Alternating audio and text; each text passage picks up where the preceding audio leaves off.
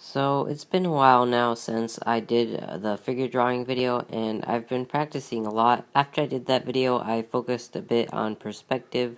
Then I did a few more drawings focusing on the back muscles and a few on the face and the neck.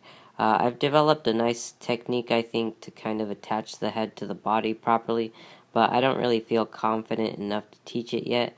You can kind of get a basic idea, though, from some of these sketches. But I wasn't doing them daily yet at this point. It's only been within the last month or so that I've really been able to keep on top of that, so I thought it was time to do a video. And if you follow me on Instagram or Twitter, you've probably seen me posting these. And my focus started on the rib cage, which for some bizarre reason I had a lot of trouble finding a simplified way to draw it that looked right. I knew its anatomy, but its shape just wasn't clicking. So much so that I ended up making myself a 3D model for it, and I'm thinking of slowly building it up as I focus on different parts of the body. For now, it's just a head and a rib cage, and it's not posable or anything, but I think it helped me quite a bit, more because I had to actually make it and look at references for hours on end, making sure all the simplified curves looked right than anything else. I mean, it does help with the perspective, but what I was having more trouble with was its shape. So, although it's a bit of an odd technique, I find modeling helps, whether on the computer or with just regular clay. I've modeled faces before and seen an improvement in my drawings without having practice drawing faces. It didn't come to mind before when I did the figure drawing video, but I'm adding it to my list of possible practice methods. Anyways, after I improved my rib cages a bit, I moved on to the arms, which I felt were the other thing I was having the most trouble with. Unlike the rib cage, though, where I mostly knew the anatomy, but I was just having a hard time representing it, with the arms, I looked back at my older sketches first, and it was clear there was still a lot of confusion in my head about where the muscles were. I had a vague idea, but a vague idea just isn't enough. So I opened up my anatomy book, and I've mentioned it before, but it's Classic Human Anatomy by Valerie Winslow. And I went one by one through the pages on the arm and copied the diagrams I felt were the most important. And by that I mean that some muscle movements were obvious to me while others weren't. As you can see, the book gives some great examples of what and how the muscles move, and some of these movements relate more to how you see the muscles than others.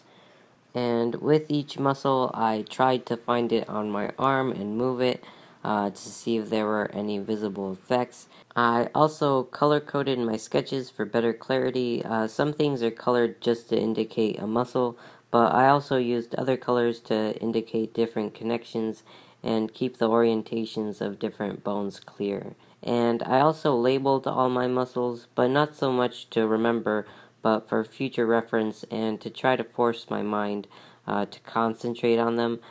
For example, with all the muscles in the forearm right here, it's very easy to get them confused or to draw more or less than there actually are. Labeling forces you to double check.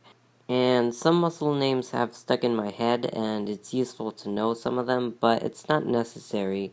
As my sketches progressed, I often added my own names, like for example, the inner and outer bumps of the elbow. And once I made my way through all the muscles, I started trying to apply them to actual figure drawings. You can see a lot of focus on the bones at first and their placement. I also leave myself little notes or questions sometimes because I'm trying to apply all this from memory, and then later when I'm done with the sketches, I go back and check if I had any doubts. And then here's kind of a bad day I had. My deltoids were off both in shape and proportion. I forgot they were in a different section of the book and didn't practice them. So I flipped through it to see if I could figure out what I was doing wrong.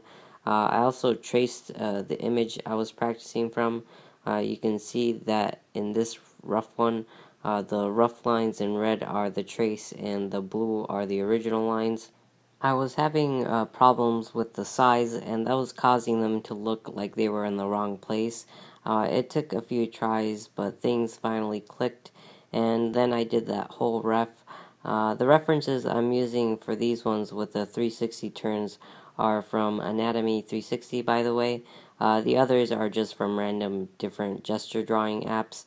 So once I got that ref mostly down, I moved on to an even more muscular ref.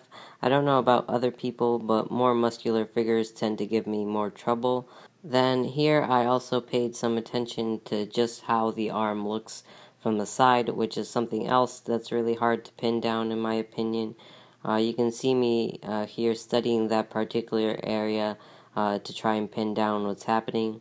And then a few more turning refs, these with a bit more difficult poses, and it's not obvious because you're seeing the finished drawings, but something I started to do at this point is I would lay in the basic pose, then I would do one half of the body looking at the ref, and try to do the other without it, and that's another way you can slowly move to practicing without ref. And then finally here's a comparison I did yesterday to show how I've improved from the last time I practiced them. I think this one was from ref, but the new one beside it that I drew here I did completely from my head. And you can see how in the older one I clearly wasn't understanding how the tricep could wrap around the arm towards the front a bit to form a curve below the deltoid, or how exactly the muscles of the lower arm would look when the radius crossed over, or where the bones actually form different visible landmarks and how those look. And there's still some poses I'm not great at. I'm not finished practicing the arms, and even then, all these sketches took a lot of time. Like I mentioned in my figure drawing video, I think it's better to start slow than gain speed. A page like this one takes me about an hour and a half, but with more practice, that should decrease. Anyways, that's all for this month. If you have any questions, leave a comment. If you found the video helpful, please like, share, and subscribe. And follow me on Instagram or Twitter for more daily drawings.